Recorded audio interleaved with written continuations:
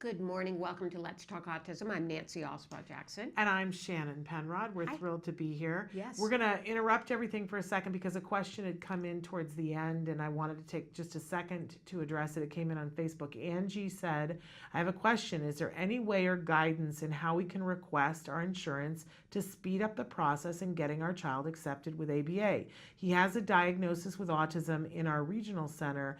They want a second diagnosis and the wait is 10 plus months just for an assessment. Any advice? And we're going to be talking about this a lot over the summer because we're seeing a lot of pushback from a lot of different insurance companies on a lot of different fronts. And if you think about it, and I hate to cast it in this light, but it's a reality that if it costs you, think about how much money it costs for a child to get ABA, and if they delay it a little bit, or if they give you a lower prescription, let's say you're supposed to get 40 hours, but they get you to take 15, they save a lot of money. And we as parents have to present a really strong line and go, not on my watch, together. So we're going to be covering a lot of stories of parents. We even have a story today of parents fighting back and saying you can't rearrange the pieces on the chessboard to skinny out of what the law says, which is that you have to provide, if I have a diagnosis for this. Let's be real. If your child had a diagnosis for lymphoma, the insurance company would not be asking you for a second opinion. No. And what they're wanting to see is, are you going to push back? So there is a process in which you can appeal. And you need to squawk and be persistent, be nice. Nobody ever got anything, by yelling, unfortunately. But you need to be firm and call them up and say, this is not acceptable. I understand that there are people who have sued over this, not threatening you that you're going to sue, but there are people who have sued over this. I have a diagnosis and, you're telling me that you want an assessment, but I can't have one for 10 months, and that would be something that would be actionable because it is. I would also encourage you, whoever you've decided to do ABA with, reach out to them and have them fight for you as well. If you have to, you cannot let your child wait this 10 months. That's the bottom line, right? What some parents, they hit it hard with the insurance, and the insurance will cave a lot of times. Sometimes they won't. And if you had to, you could go and get an assessment out of network, and then you could force them to pay for it, because if they couldn't provide it in a timely manner. Now, talk to your ABA provider to see what they suggest, because I'm not an insurance expert. I'm just telling you what I've seen parents do in the past. But don't wait the 10 months. Get them to pony up and get it done. And we'll be featuring a lot of stories. One mom in particular who spent 18 months and took her insurance to task and taught them what they cannot do to one autism mom, and it helped us all. So we've got a story coming up in the next couple of weeks about that. But don't give in. And write back in if you need more specifics. But really, your ABA provider should help you with this. Card helps when it's our people. So in any case, good luck. Stay in touch. But we've got news. Okay, we've got some news. Some amazing guests that are coming up. Yes, and we do. We have two sets of guests today. Yes. First in the news, we have the Governor John Hickenlooper rejected a bill in Colorado for medical marijuana being approved for people on the autism spectrum, saying he could not ignore the overwhelming concerns of the medical community. And, he had moms who had set up tents outside the Capitol for him not to do this. He said, he said he could not ignore, in quotes, overwhelming concerns from the medical community. And he said, if we sign that bill, we end up, without question, in some way encouraging more young people to look at this as an antidote for their problems. I understand that. I don't think he was really looking specifically at autism and the autism symptoms. I don't think any of our kids are going to look at this as an antidote.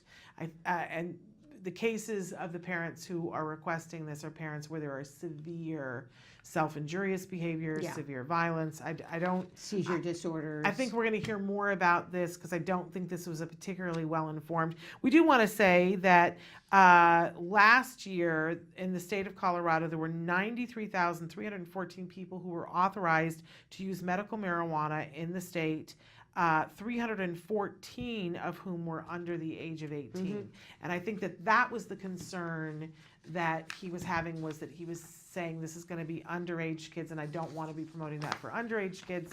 But in some cases you have said it's okay because it was severe enough. So I think it's got to be looked at again. Yeah, and I'm not a huge fan of medical marijuana for autism. I'm more interested in the CBD oil. Right, the CBD oil. Quite frankly. But I think more needs to be looked into on that. I don't think that was very compassionate. And a horrible story here. Yeah. Everybody gird yourselves, Yeah. because this is the worst of the worst of the worst, and then we're going to try to give stuff that's a little bit more, upbeat. But yeah. 17-year-old. With autism, starved to death by his mom, weighed just 84 pounds. She showed real hate. And she's going to serve 11 years. She's got a 17-year sentence, but they're saying that it will be suspended after 11 years. She was found guilty.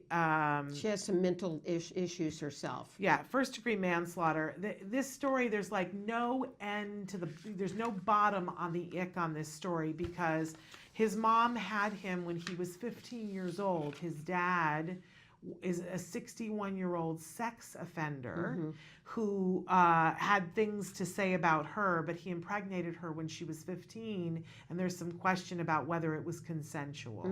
She locked the refrigerator and screwed the cabinets in her kitchen closed so that he did not have food. He began to throw up. He was down to 87 pounds. She did not plead guilty to starving him, but agreed that she did not call medical help in a timely manner. Right. What really upset me about this is that this family was under scrutiny by the Child Protective Agency in their state, but the mom refused to allow them to see the boy. And it says the agency by law could not compel her to cooperate. I don't understand that. I don't understand that either, but that's a law that needs to be changed, because if somebody had eyes on this young man, there's every reason to think that he would still be alive. And this, what a horrible thing to do to somebody. Horrible. Anyway, horrible all the way around. Yes, it is. And it's maddening to me that the 61-year-old sex offender is the one who's sitting in judgment of this woman. Right. Believe me, I have nothing positive to say about what she did to this young man, but we really want to take a quote from the 61-year-old who sex offender who impregnated her. That's statutory rape. Right. Whether, whatever. That's who we want to get the quote from. Yeah. Makes you want to be sick, right? And then on the ABA front, children with autism are being left behind by low Medicaid rates. Particularly, this story comes to us out of South Carolina. What they're paying providers for Medicaid is ridiculous. It is. I mean, we pass laws, and the laws say that they have to provide, in these states where there's a mandate, you have to have a provision for kids to have ABA. But then this way of moving the chessboard pieces around, what some states, Southern California has a lawsuit right now, and so does South Carolina, the going rate in North Carolina and Georgia is $71 an hour. Now, the therapist doesn't see all of that. No. But administratively, you have to have licenses, you have to train people, you have to schedule people. That's the going rate. And in the state of South Carolina, they started at $14 an hour. They raised the rates to $17 an hour. And now they're talking about going to 31, and it's a big woohoo, but that's still ridiculously less than half of what the going rate is. Parents are suing. And this is what it takes sometimes, is parents who have the wherewithal to say, I've had it. That takes a certain amount of strength, a certain amount of knowing people, and some dollars, I'm sure. But parents in South Carolina and Southern California are now suing, saying this is a violation of this federal law. And they have precedents to show that they are in the right. Yeah. So it's just going to cost their kids therapy, because time. This is valuable time. Providers can't do it. So if there's nobody to do it, then the waiting list in some cases is 10 years. Well, we all know early intervention. Right. Early intervention. In fact, that's one of the things that the lawyers are quoting, is that they have a right to early intervention, and you're circumventing that. So we stand with them. Then we have a sweet story out of Arkansas. about, in some ways, bittersweet. Yes. A boy named Bradley Butler who had autism, who had turned 15. His dad, who's a single dad, thought he had everything ready for the party. His favorite arcade, mailing the invitations weeks in advance. He had RSVPs, but when the day came, only 2 of Bradley's friends showed up. They had about 30 people RSVP, but only 3 people showed. Horrifying, right? Yeah. But Dad was friends with some local first responders that he'd known for more than 14 years, and he called them and said, "Hey, can you help me out?" The fire department. And they showed up and got the picture there and made it a party. So it was really fun for the 2 kids that did come, along with Bradley. And you know that kind of stuff gets back to all the parents that said they were going to come and then didn't come. I wish I was a fly on the wall. See, that's what I think about. I want to be a fly on the wall as the mom reads in the newspaper and in the national news and goes, "Oh, the fire department and the police," and the kid hears that and goes, "Why didn't I go?" Right. That's for me. I'm like, 'cause you didn't, right? Right. I'm evil sometimes, but you know what? But that kind of cements it for that kid. Oh, I want to go to his birthday party, and that's what we need. That's what we need. Because then if the kids are like, "No, but I want to go to that party," it doesn't matter what the parents think. Right. They'll go. Right. They'll go. All right. So great guests today. I'm very excited. We're going to start out with a great idea that educator said, who's very adept at 3D and virtual reality games, took a bunch of his students and created something that we're going to hear about that's really good for our kids. 3D autism app. Love it. And then a little bit later, we have the author of this fiction book, Queen for a Day, which I love. I loved it too, Nancy. So I can't wait to talk with her about her experience in writing this book. But if you need a summer read that will make you feel like you're not the only person on the planet and will help you I threw it a couple of times because I got mad. I know. I got mad at some of the things that happened to her because it rang a bell with real, me, right? reality. This is bone honest, but set in a fictional thing, so you really can dig in. And I laughed. A lot of different characters in it. Love. Relatable. So we're gonna have the author of Queen for a Day. But first up, Mark Petz and his team talking about this new app that's going to help individuals with autism. So stick with us.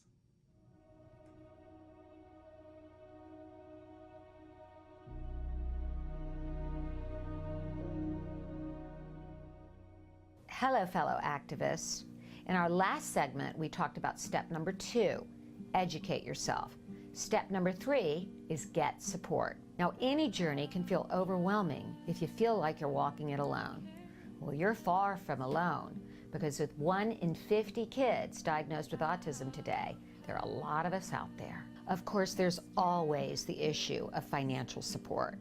Now, there's a handful of organizations out there that offer financial support to families in need. ACT Today, or Autism Care and Treatment Today, is one of them.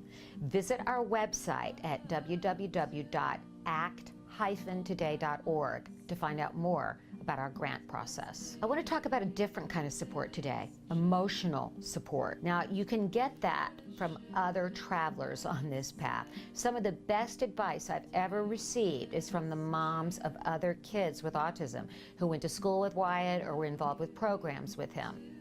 Then there are the pioneers.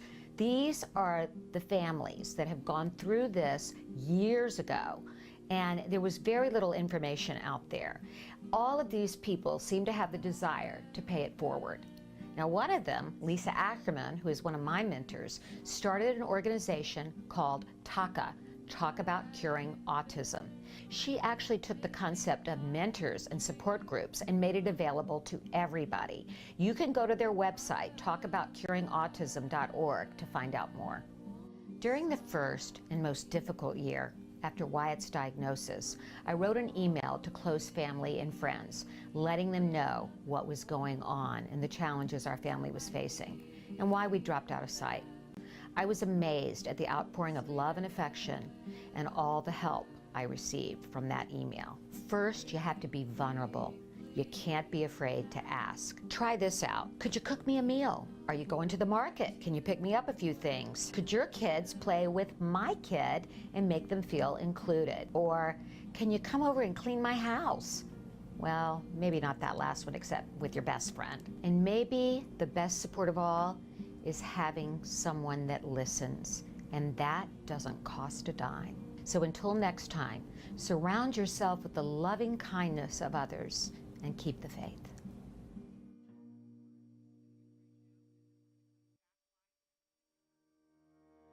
This year, our teacher introduced us to the Samsung Solve for Tomorrow contest, which challenges us to use STEAM to help address an issue in our community.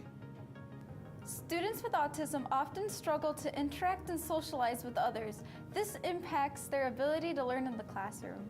Our challenge is to create an environment in which students with autism can practice social interaction.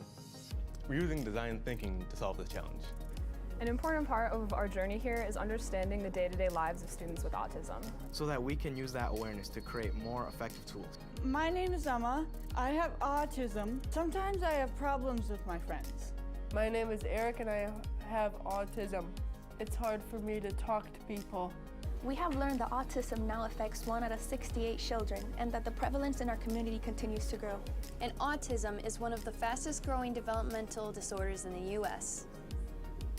This inspires us to collaborate with students and other professionals using a design thinking process.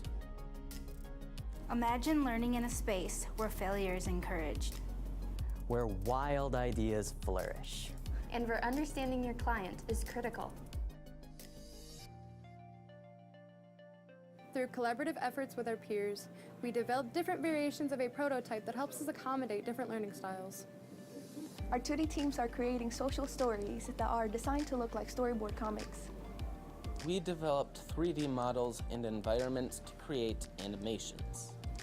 And our tech teams are using 3D models to create virtual reality experiences based on storyboards and 3D animations. This is by no means an easy task.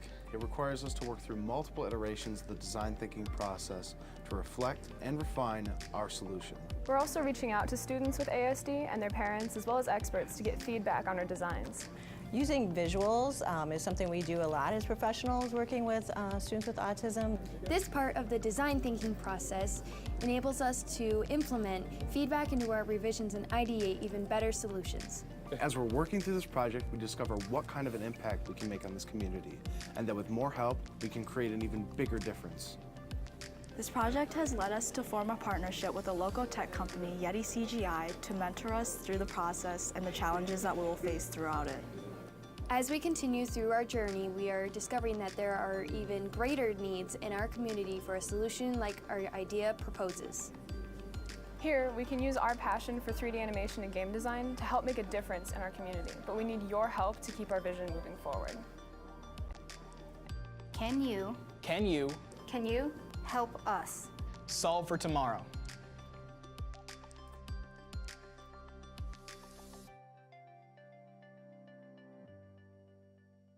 Welcome back to Autism Live and Let's Talk Autism with Shannon and Nancy. Joining us right now from Grand Rapids, Michigan, and the Kent Career Tech Center, we've got Mark Petz, who is an amazing educator who helped, I mean, you just, how impressive was just program. The video, yeah. Right? And Mark has an extensive knowledge in 3D animation and game design, and after 14 years of working in the railroad in IT, decided to go into the classroom and be an educator of excellence. I'll have you correct me in just a second. And joining with him, we've got Mary Musto, who has teaching endorsements in so many different areas, including learning disabilities, autism, emotional impairments, K-6 all subjects, gifted and talented special education, and also McGuire Vanderwall, who is a recent high school graduate from the 3D, I can't even talk anymore, I'm so excited, 3D animation and game design program at the Kent Tech Center. Okay, I don't even know where to start except to say welcome, and we're excited to have you guys with us. Yeah, thank you for having us on. This is fantastic. Tell us about the Kent Tech Center. What is that Career Tech Center? What is that all about? The Kent Career Tech Center is a school where there's different school districts or schools within the county that send their juniors and seniors to this center to learn job skills training, get them prepared for the workforce, or and many of them get some college education and will then go on to college. So there's a lot of like job skill training, the skilled trades that get taught here. Okay. And so you have created what you're calling your 3D Autism app. And what is the goal of that program, that creation? The goal is really to create an environment where the user, whether it is a person with autism or somebody who wants to understand autism better, to practice in an environment that will help improve those social communication skills. And how many students did you have working on this, Mark? I had 40 students working on it this year. That's pretty amazing. And McGuire, you were working on this program, is that correct? I was, yep. And how exciting was it for you guys? I understand that you were a top 10 national finalist and got to go to New York City to pitch your idea to Samsung? Yeah. We were part of the Samsung Solve for Tomorrow contest, which is a nationwide contest that allows classes to come up with ideas to help solve problems in their communities. And we were able to, through this project, work on something we believed could help a lot of people. And clear Samsung agreed because we were able to get to the top 10 nationwide ranking there. Well, that's fantastic. Congratulations on that. You're really hitting it on all pistons. I mean, Mary, maybe you can talk about what this kind of an experience for students working on this kind of a project, which not only has real world applications for it, but it's exciting for them. It's got to be so much more exciting than just cracking a book, right? Oh, absolutely.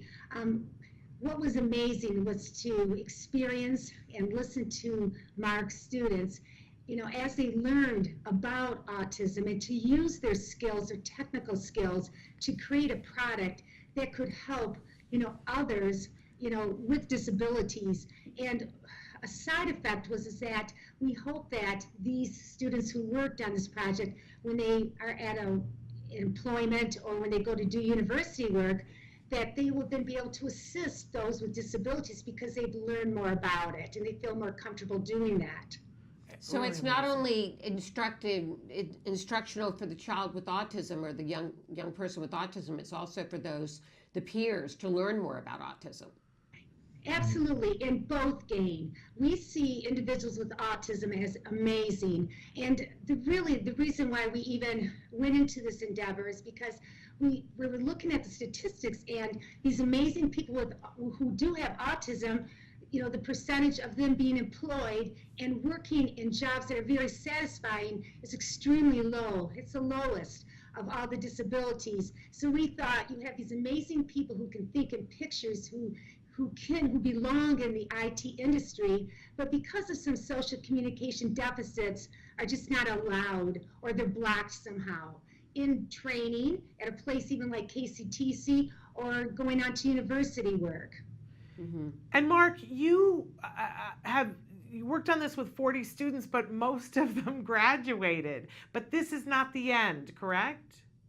That's right. So just to kind of step back just a little bit, the students that I worked with this year, the 40 of them, they came into the program with no prior 3D knowledge. And so for 6 months of the year, we worked on the skills that they needed in order to work on a project like this and get it to a state where we can start to demo it.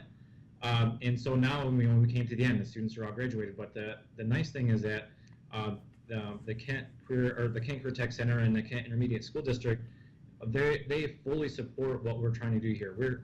This is really feeds into what they believe is leading learning. So we have 5 students that we were able to hire for over the summertime and continue to develop this and get it further along, so that way we can get it into classrooms and into the hands of those that really want to use something like this. And how far away are you from that? When do you think this app will come to market so that people can use it? So our goal is by the end of the summer to have a testable demo that's going to be used in just some select schools around here. And then based on that feedback and the data, that will help guide us to to revise our product. And then our hope would be, within, I would say this time next year, that we'd have something that we could certainly release to all of the public. And what is your long-term vision for the project? The long-term vision is to create some type of just an access, like a service or something that the school district can offer to the stakeholders, a way to practice, whether it's in the classrooms or to local businesses, and then eventually go on a broader scale, like a nationwide or even across the globe. So something that's going to be easy to access, and something that's easy to use and that's effective. Remarkable. McGuire, what are your plans now that you graduated? What are your plans now? Well, I'm actually one of the 5 students selected by the district to help continue this project during the summer. So hopefully my main goal right now is to be able to finish up that demo that we're set to finish by the end of the summer, so that we can keep working on this project throughout the school year. Great. Remarkable. And you've already brought in some money for this, because you guys won $50,000. Talk about what that enabled you to do. So the prize for making it so far in the Samsung Solve for Tomorrow contest was $50,000 in Samsung technology. And what that means is that they provided us a list of technology that we could select based on the needs of the school and the needs of what our project requires to get this out to to the public. So we selected $50,000 worth of technology, and it's actually on its way to the school here, or it should be here sometime over the summertime. That's got to feel good. I'm guessing that you're a hero in your hometown, Mark. Maybe I don't look at that way. This is something that I really enjoy doing, and I'm having a fun time doing it, and we're just making a difference, and that's really what matters. And so if somebody wants to view me as a hometown hero, that's I'm thankful for that. I think you need a sash. Well, we're very excited to see where this app goes, and we're going to be staying in touch. Will you let us know once things progress? Oh, we absolutely will. We certainly feel that this is something that we want to share to the world, and we're certainly not going to keep it secret. Okay, great. And is there anything right now that the community can do to help support you? So a project like this obviously requires money. So we don't really know how we can structure a way for us to get money yet, but we're working on that. So funding really is our largest obstacle at this point, to get this to a product that can be used by the public. So how do they reach you? How do they reach you if they're interested in helping with funding? They can go to the techcenter.org, and you could reach out to the administration through that website. I would say reach out to one of the administrators and just express interest in being able to donate to this project. And I have one more question. So this is an app. So is this an app that you would use one of those set of VR goggles and put your phone inside the goggles, or are you thinking of this more as something to use on, like, for instance, an Oculus Rift? So we feel like the most accessible way of delivering this would be mobile. Although the Oculus Rift, they're very nice and they have a lot of bells and whistles, but our goal is really to get it mobile. And so it would use like the Oculus Go goggles or the Samsung Gear VR. And of course, technology is changing. We have ideas of how we can evolve our idea to something that's even more accessible and utilizes mobile technology on a grander scale. So for now, it's the portable VR goggles. All right. Fascinating. All right, well, we'll be staying tuned and can't wait to hear about the new developments, and we wish you the best of luck. Well, thank you so much. Thank you. Thank you for being here. Thank you for sharing our project and what we're doing. I think it makes a huge difference, just people knowing what we're doing. So. We think it's amazing. You guys are doing a great job, all three of you. So you guys take care. Thank you. You too. Okay, Bye-bye. Thank you. Bye-bye. Bye-bye. All right, fascinating. Yeah, really. Some of the new developments. I mean, in I this do area. think that this is the future Right. of everything. I mean, Right. this is what my son is doing, and you know, the 3D virtual reality. It's so you got to bring Wyatt over to try it. You have to, because you're in a world. And I've talked to Jem about it. The environment is so reinforcing. Perfect example that we went when the Ronald Reagan Museum, which is close to us here, they have installations of different exhibits. And it was like 2 years ago, they did one that was called Interactive. And we went over the holiday break, and they had a VR thing, and you had to pay like $10 to get 10 minutes, which was kind of expensive. But I didn't want to do it. I said, it'll make me car sick. But my husband and my son did it. And they, it was job things. Okay, so Jem was in a office setting, and there were things that he was being told to do, that he had to file certain papers, which is boring, right? And he was having a ball because he was using fake hands, and he was in this like cartoon environment that he was, you know, he was loving it. Then my husband chose being a short order cook, which my husband does not like to cook. And there was a funny element to it, because he had to like get the eggs ready, and he didn't pay attention to the microwave, and the microwave heated up and smoke was coming out, and we have video of him just playing. He's got goggles on, and he's like, oh, I gotta do this, but boring things. I mean, not to everybody. Some people love being a short order cook, but you know what I'm saying. That would be really hard to get our kids on the autism spectrum to be into, and everybody was lining up to play it because the environment is so enriching. Interesting. Yeah. And then I tried something last summer, and then I went, oh, I get it now. I get it. This is exciting stuff. So Wyatt has to come over and play. Okay, that sounds great. All right. We're going to take a break, and then we are going to come back with Maxine Roselier. I already said I've slaughtered her name, and I don't even want to, because I love this book so much. The book is so great. It's really great. Okay, so we're going to come back and talk to her about it. Queen for a Day. Stick with us. You say howdy, we say hi. Let's get rowdy, let's get wild. Let's get wild. Let's get wild. Let's get wild. Let's get wild. Hi, welcome back to Autism Live. I'm Lisa Ackerman, Executive Director of TACA. We're gonna bake again. All right. It's my lovely assistant. Hi, I'm Jennifer Lucero. We heard so many people go, I want a decent chocolate chip cookie for my kid to eat. We've got all our dry ingredients. So I've got the flour, I've got the flaxseed meal, baking soda, baking powder, our gum, or xanthan gum. Great. So we're gonna get started in the mixer here. So there's our dry ingredients. I did have brown sugar. We did cut this down. And the one way to do that is my favorite, and that's maple syrup. I'm using egg for this recipe, but we could use more arrowroot and also the flaxseed meal. So I'll go ahead and throw my eggs in here, which I love doing. So, and then the last thing is a shortening and gluten-free casein-free butter replacement. So I'm gonna go ahead and throw this in. I've let it sit out for a while so it's nice and soft. So let's go ahead and mix this thing well. These are dairy-free, soy-free, and I really like them. Again, Enjoy Life is a great product. It's also net-free. And chocolate chips are a personal thing. I won't judge you if you use the whole bag. I would. I know, right? So here we go. Great recipe. It's the nice consistency.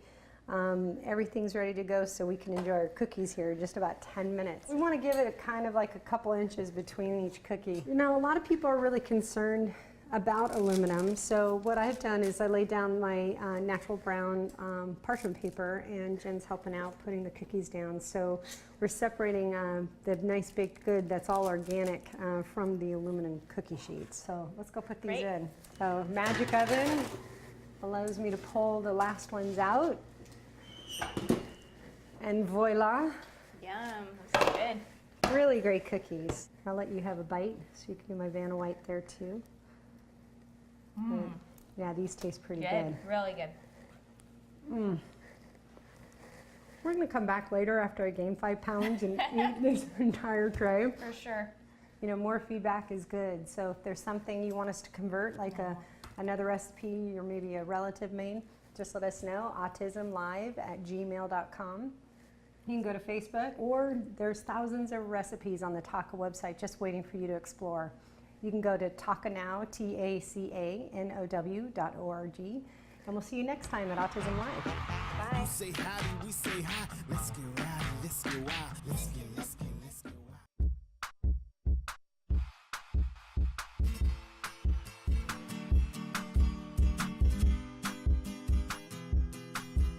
Hi guys, welcome back to Smarty. Today I have a special guest with me. What the heck? She's missing. Here I am!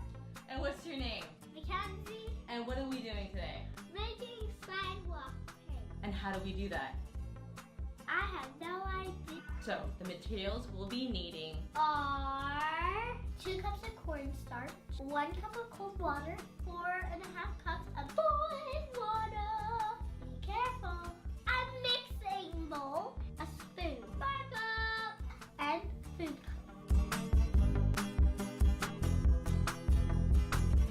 So, the first step we're gonna do is we're gonna take our 2 cups of cornstarch and put it in the big bowl. Yes. Can you do that for me? Yes. Thank you.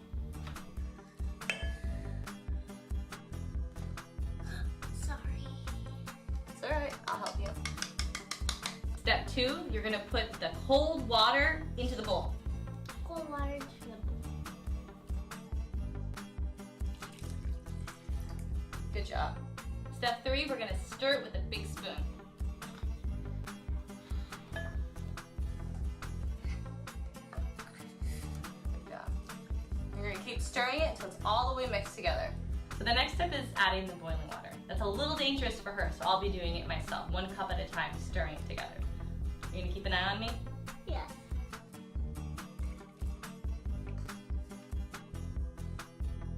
So once we're done stirring the cornstarch water, we're gonna start making our dyed paint. So what are we gonna do? We're gonna put in the dye. Okay. And we're gonna put it in the sparkles. All right, let's do it. Move this out of the way. All right, it's all you, Mackenzie. So the more food coloring you use, the brighter it's gonna be. Ooh. So let's put the sparkles in. Now we're gonna put the cornstarch in the jar. All right, do you wanna stir that up? It looks pretty. We're gonna make a few more colors and we're gonna go paint outside. See all the colors in the sky tonight. Are you excited? Yeah. All right, let's do it. Love is the truest state of mind. Now can you see me? Can you see me? Can you see me flying by your side?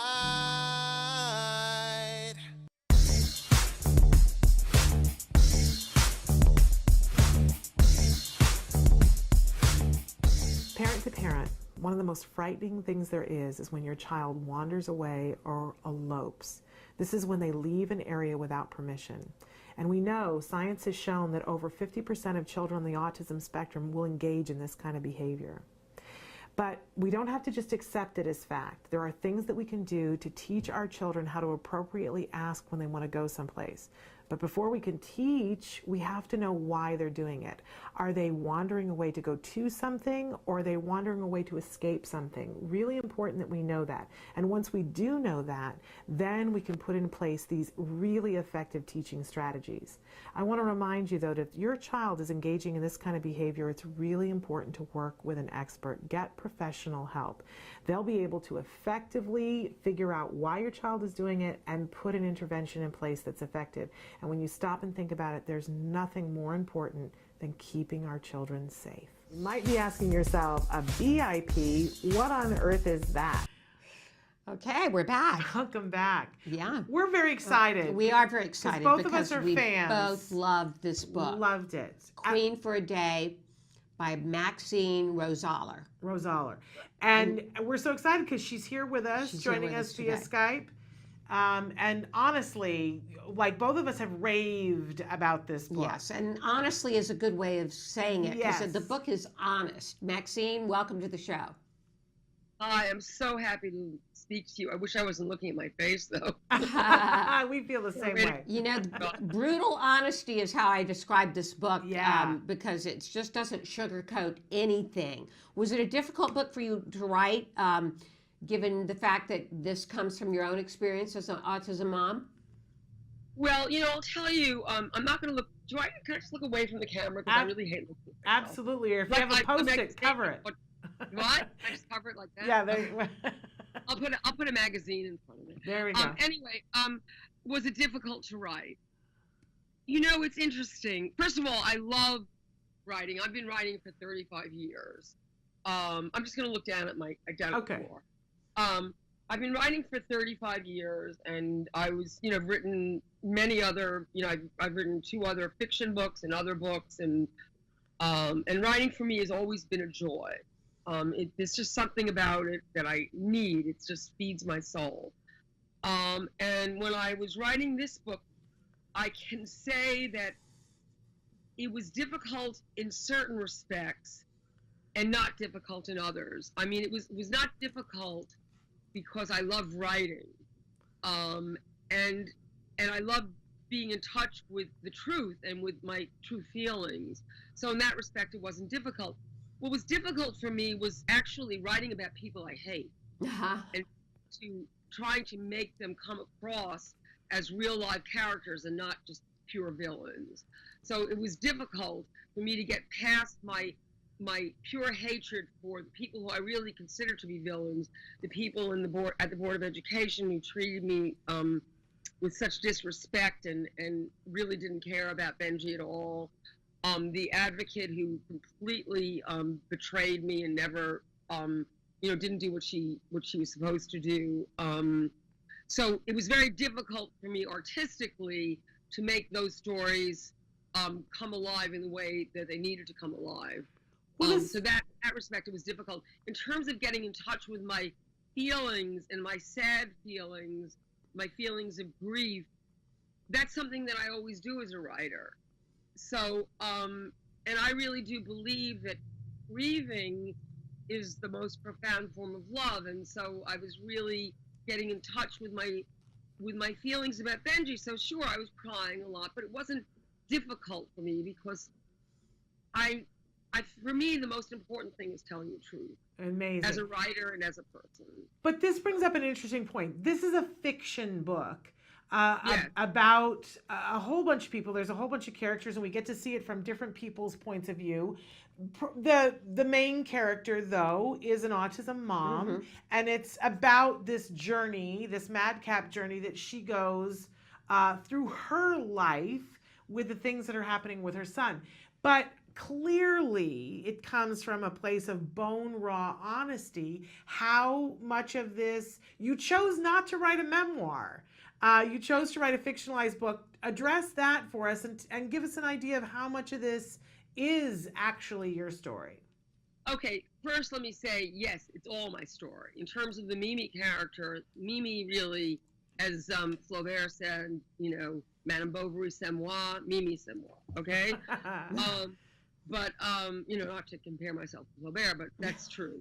But it's interesting because when I had some time, you know how time-consuming all this is, and for a long time I didn't write at all. All I was doing is writing letters to the Board of Education, trying to hire people to work with Benji, and you know the work is just enormous. And when I finally got to some time to write, first I wrote a memoir. A whole memoir, and it was horrible. It was deadly because it was just, you know, me trying to get revenge against the Board of Education and tell the truth about everything and how horrible everything was, and it was just horrible. It was the first chapter. Actually I managed to keep and you know transform into fiction, but the rest of the book I just wrote myself into a hole, and it was very depressing and horrible. So I threw that out, and then I wrote a children's book in the voice of a child with autism, and that was repulsive. It was awful. I did manage, though, to get one little thing from that book, and that was the boy who lived on the desert island. That was something that's in the book, right? Yeah, That was the only thing I took from that book, and it was horrible. And then I don't really remember what happened, but at some point, you know, of course I had to write about this experience for many reasons, one of which was just selfish because, you know, I'm a writer and that's my, you know, material, and how can I not use this material? And on the other, and from the other, and for another reason, I just wanted to tell the true story of what mothers go through and what this is like. And I hate all the sugarcoating and these stories about how wonderful it is and how this kid recovered because of this and this kid recovered because of a diet or for, you know, because of brushing, or, you know, I just felt like it, you know, or it's wonderful. I don't like that. And so I finally started mapping out a collection of short stories, and, you know, which evolved over time. And all those stories, every one of them was initially based on a real experience of mine, with Benji. And then, of course, in the process of writing them, I fictionalized the characters, I fictionalized the backgrounds, I created new scenes and other characters, but certainly, fundamentally, everyone was based on real life. Right. Now, there was enough imagination to create anything. Oh, great, my phone is on. That's cool. Okay. As you say, there are some villains in the book that you come up against in your fight to get services for your son, and they're portrayed very realistically. But there are also some very sympathetic characters and there's a real bond between the mothers in the book. Can you talk about that bond? Oh, for sure. I love the mothers. I love the mothers. But again, the only mother that I really knew, the only mother with whom I had a real bond during those very early years and really up until Benji graduated, was the mother on whom I based the story Queen for a Day. She was a mother she was the only mother who suffered as much as I did. I mean, we both couldn't get past the grief. And so just knowing she was there, just as I wrote in that story, meant a lot to me. The other mothers I loved, but they weren't really partners in suffering. You know, it's funny, at some point I actually formed a group called Miserable Mothers. Really. But really the only two mothers who really were as miserable or as grief-stricken or as completely overwhelmed by this experience was the mother on whom I based Queen for a Day. But since Benji graduated from high school, and now he's in college, and I'm doing a program, I don't know if you're familiar with it, but it's an amazing program. It's very big in California. It's called Self-Direction. And you basically have control over whatever your budget is. I've always hired everyone myself, but I've always done it through the agencies who are awful. But anyway, through this program, I finally met my community of mothers, and it's been very gratifying because these are women who just, man, oh man, their lives have just been so difficult, and my heart breaks for them, and they're just the children with physical disabilities, that's very difficult, but they're all experiencing the same kind of fear, especially now that we're all older and our children are getting older.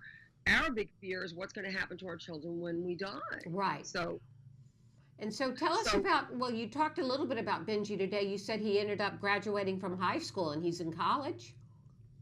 Okay, well, Benji is very unusual. There was never a school for Benji, okay? There was never a school. I went to all the schools. None of them wanted him because he's very smart. Intellectually, he's gifted. But socially, he's extremely backward. I would really say that socially, even at the age of 26, he's kind of like a 5-year-old. But intellectually, I mean, he's majoring in chemistry at City College. Right. And he's very gifted. So he has such an uneven distribution of what should we say, challenges and gifts, that there was never a school for him. So ever since he graduated from college, I would really say his education has begun, because I've been able to hire people, and I've gotten really good at hiring people because I know now who to hire. I've been using I want to sort of give you tips. Every time I meet another mother, I want to say, well, you have to do this, that, and the other that's thing. great. We love tips. We love tips. Because the New York Foundation for the Arts has been an amazing source of people for me, because artists are people who respect differences, and they also have the kind of schedules that we need, because they can fit in their schedules to work with our children. So is Benji an artist? Is Benji an artist? Well, he's not an art. I mean, he did that. He's a very good artist, but he has no interest in art.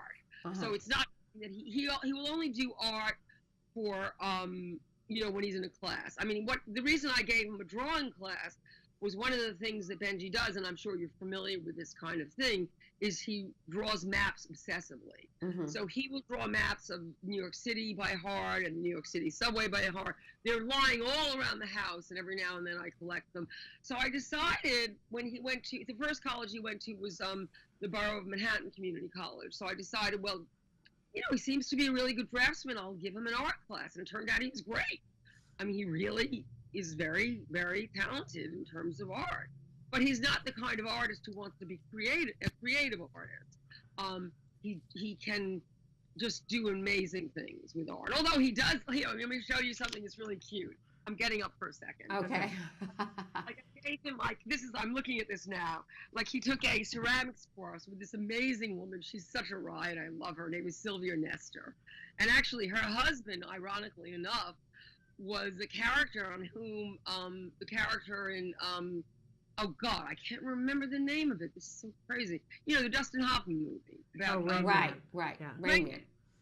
So her husband actually was one of the people they interviewed to, learn about autism. So Benji, see this? Oh, that's great. He did a series of verbal puns. So this is a sheep in this is a wolf in sheep's clothes. Oh, that's lovely. Isn't that cute? I love that. So what is he doing? So what is he doing with his days now? How is Benji? He's in college. Okay. So he's at City College. He's taking chemistry. And does he have an aide?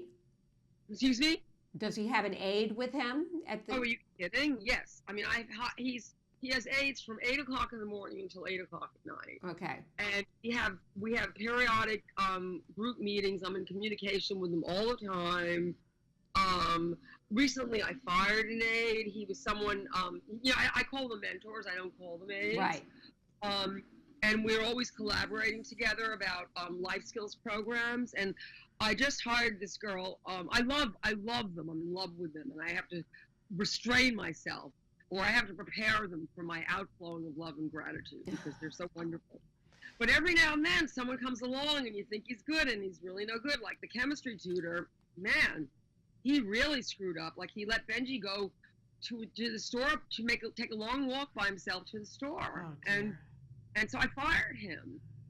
This is a guy I got it, he's going to medical school. Right. And it sounds like it could be another chapter in yes, this book. And we're almost out of time, although I hate it because I could just talk to you for hours, Maxine. But okay, excuse me? This book is so delightful. I laughed out loud, and I can only say that about a handful of books in my life, right? I cried. I got so mad a couple of times at people in the book that I threw the book across the room more than once. Yeah. And then went and retrieved it. But really lovely. So when is the book officially out now? Because we got an advance copy. Yes, in fact, I rewrote a lot of it, so you have to read the new one version. Interesting. The editor, because I thought the Annie Sullivan story was it was dragged too much. But anyway, that was one of my favorites. Excuse me? That was one of my favorites. Yeah, but it's better now because I fixed it up, and that was based completely on a true story. And also, my daughter sang a song. My husband wrote a song. I'll send it to you. Okay. You'll love it. Okay, it's so great to talk to you. Thank you so much. much. But so great talking people with can you. get How the do they book on get the book? Amazon now? Excuse me? They can get it on Amazon now? Oh, yeah, it's on Amazon. It's in a lot of bookstores, too. And yes, it's definitely on Amazon. This is your required Queen for a Autism Day. Mom summer reading. You will enjoy it. You'll live vicariously through Mimi. You will relive some of the things that you've been through triumphantly and survive with her. Thank you so much for writing this book, Maxine.